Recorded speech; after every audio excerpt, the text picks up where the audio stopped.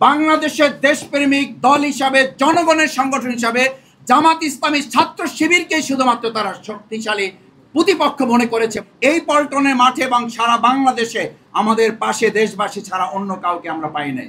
2006 সালের 28 অক্টোবরও তারা জামাত ইসলামী ছাত্র শিবিরকে টার্গেট করেছে। 2024 সালের জুলাই আগস্টে শুধুমাত্র জামাত ইসলামী ছাত্র শিবিরকে টার্গেট করেছে। এর দ্বারা প্রমাণিত হয় বাংলাদেশের দেশপ্রেমিক দল হিসাবে, জনগণের সংগঠন হিসাবে জামাত ইসলামী ছাত্র শিবিরকেই শুধুমাত্র তারা শক্তিশালী প্রতিপক্ষ মনে করেছে বলেই আমাদেরকে তারা টার্গেট করেছিল।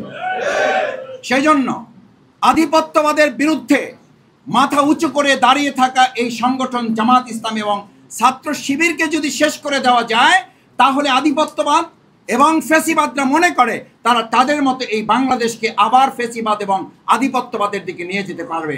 আমরা দ্ব্যর্থহীন কণ্ঠে ঘোষণা করতে চাই, সেদিন 12 ঘন্টা লড়াইয়ে আমাদের ভাইদের শহীদের কফিন সামনে রেখে আমরা 1 সেকেন্ডের জন্য যেমন থেমে যায়নি, নিস্তব্ধ নিথর হয়নি, আজকের নতুন ফ্যাসিবাদের এই সময়ে যদি কেউ জামাত ইসলামীকে চোখ রাঙিয়ে আমাদেরকে হত্যা করে, মসজিদে হামলা করে, আমাদের মা বোনদেরকে আবার তাদেরকে ভয়ভীতি দেখিয়ে সাধারণ নাগরিকদের জিহ্বা কেটে ফেলা, তাদেরকে সুষ্ঠুভাবে ভোট কেন্দ্র থেকে বাড়িতে ফিরে যেতে না দেওয়ার নতুন করে আবার হুমকি দেওয়া হয়, তাহলে তাদেরকে শুধু স্মরণ করিয়ে দিতে চাই, আমরা কিন্তু 2024-এর জুলাই আগস্টের শুধু কর্মী নয়, আমরা 2006 সালের 28 অক্টোবরের সেই সংগঠন যারা একা গোটা আওয়ামী লীগের বিরুদ্ধে লড়াই করে সেদিন তাদেরকে পরাজিত করে বাংলাদেশ বিনির্মাণ করেছিলাম।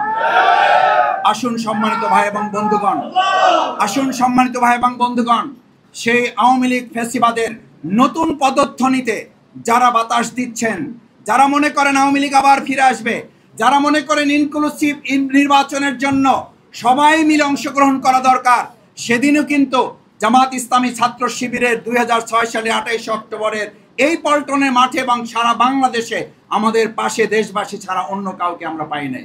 সেদিনও প্রশাসনকে ফোন করে পাওয়া যায় নাই। সুতরাং নিরপেক্ষতার বিচারে আগামী দিনের জাতীয় সংসদ নির্বাচনে আমরা বলবো, রাজনৈতিক দলগুলো লেভেল প্লেইং ফিল্ড তৈরি করে একটি সুষ্ঠু নিরপেক্ষ জাতীয় নির্বাচনের জন্য জুলাই সনদের ভিত্তিতে আইনি ভিত্তি রচনা করার মধ্য দিয়ে একটা নির্বাচন যেন অনুষ্ঠানের দিকে আমরা যেতে পারি।